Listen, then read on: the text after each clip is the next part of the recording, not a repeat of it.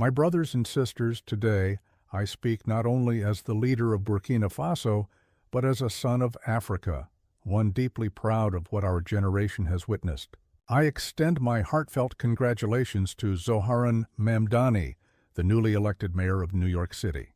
His triumph is more than a political milestone. It is a symbol of what hope, unity, and integrity can achieve. It stands as living proof that when an individual walks with conviction and purpose, the people respond with faith and courage. I salute him, and I salute the people of New York for choosing vision instead of division, hope instead of fear, and progress instead of complacency. Zohran Mamdani's victory is a reminder to the world that leadership has no color, no boundary, and no fixed origin. It tells us that greatness belongs to those who serve with honesty, not those who chase power for themselves. In an age when politics is too often polluted by prejudice and ego, his election shines as a bright light, a sign that democracy still holds the power to unite rather than divide. His win is not simply an American event. It is a global message that echoes across continents. It speaks to every African child, every immigrant worker, and every young dreamer. Your background does not define your future, and the name you carry or the faith you follow can never block your path when your purpose is pure. Zoharan's story proves that even in the heart of one of the world's greatest cities, the humble voice of a man driven by integrity can rise above corruption, doubt, and discrimination. I call upon all leaders, including Donald Trump and every global figure, to see in this young leader not a rival, but a partner in building a world rooted in fairness and respect. Leadership should never be measured by wealth or age, but by the courage to dream of a better tomorrow. The youth of today are not merely the future, they are the present. They are ready, capable, and deserving of the space to lead with heart and purpose. To my brother Zoharan, I say this: your victory has crossed oceans and touched millions. It has reached the villages of Africa where young men and women labor beneath the sun dreaming of a brighter life. It has reached the streets of Ouagadougou, where we fight each day to build an Africa that stands with dignity and independence. It has reached the hearts of Africans across the diaspora, those working tirelessly in America, Europe, and beyond, who now see in your story a reflection of their own struggle and possibility. You have proven that integrity still matters, that courage still counts, and that leadership can still spring from sincerity. But with triumph comes responsibility. I urge you, my brother, never to forget the African community of New York, a community that has long endured hardship and invisibility. For years, they have faced injustice, deportation, and separation from their loved ones. These are people who rise early and work late, who clean the streets, drive the buses, cook the meals, and care for the elderly. They are the invisible strength that keeps the city alive, yet their efforts are too often overlooked. You now hold the power to change that, to ensure their voices are heard, their dignity restored, and their rights respected. Let your administration be a home for all, not a home for some. New York prides itself on diversity. Now is the time to make that word a reality through action, not just slogans. Let the African immigrant who begins a double shift at dawn feel the same sense of belonging as any citizen. Let the African student with dreams of becoming a doctor find open doors, not barriers built by bias. Let the mother seeking a safe future for her children be met with compassion, not suspicion. Equality must never be selective, and dignity must never be conditional. Lead as a mayor for all, with justice, empathy, and fairness as your compass. Your leadership can transform the very definition of democracy.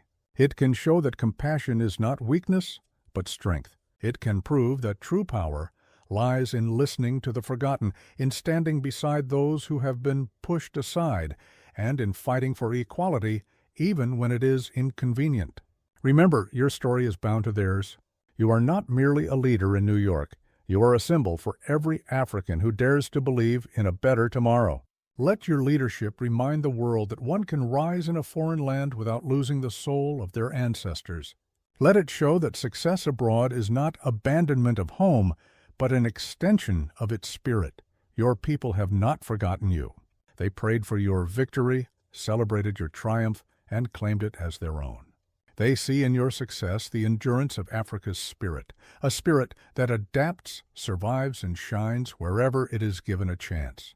You, Zoharan, stand as proof that the children of Africa can lead anywhere, that they can stand tall, and that their leadership can inspire change across the world. Let your policies reflect compassion. Let your actions give strength to those who have lost faith. Let your time in office mark a new dawn, not only for New York, but for every African soul who dares to dream despite adversity. To my African brothers and sisters in America, know this: your struggle is seen. Your dreams are valid. Even when the system tries to break your spirit, even when the world looks away, understand that you are part of something far greater. Every time you persevere, you strengthen our collective pride. Your determination fuels our courage back home. You are not forgotten. Across Africa, we are working day and night to build a land of peace, dignity, and opportunity, a continent that no longer depends on others, but stands on its own strength. For too long, Africa has been painted as helpless, a continent in need of saving. That image is fading. We are reclaiming what belongs to us, our resources, our voice, our pride. From the farmers tending the soil to the young innovators creating new technology, from the soldiers protecting sovereignty to the women leading communities, we are rebuilding Africa not just with infrastructure, but with vision, integrity, and unity. Our goal is not survival. It is revival. We are restoring the dignity stolen through centuries of exploitation and proving that Africa's destiny will be defined by Africans. Our justice will not be imported. It will be born from our traditions, shaped by our values, and strengthened by our humanity. We want justice that uplifts, not divides, that protects the poor, not punishes them. We want an education system that teaches creation, not imitation, and industries that process our gold, cocoa, and oil right here, ensuring that African wealth serves African families. When we see young leaders like Zohran Mamdani rise in distant lands, we recognize our reflection in them. His victory is not isolated. It mirrors our own struggle for equality and independence. He stands for truth over ambition, service over privilege, and justice over oppression. Every honest leader, no matter where they rise, strengthens Africa's heartbeat. It tells us our fight for dignity is global. Whether it happens in Ouagadougou, Nairobi, Lagos, or New York, it is the same fire against inequality, the same demand for fairness, the same dream of freedom. We are building a continent that will not beg but create, that will not seek approval but command respect. Every African triumph, whether in science, art, or politics, reminds the world that our light cannot be dimmed. Zoharan's rise in New York tells us that courage transcends borders and that the African spirit is indestructible. Africa's rise will lift humanity as a whole. When we reclaim our dignity, the world rediscovers balance. Our rise is not about dominance, but about restoring harmony, reviving values that humanity has forgotten: unity, community, and respect for the earth. A strong Africa will not isolate itself. It will extend its hand to others, lifting them as it rises.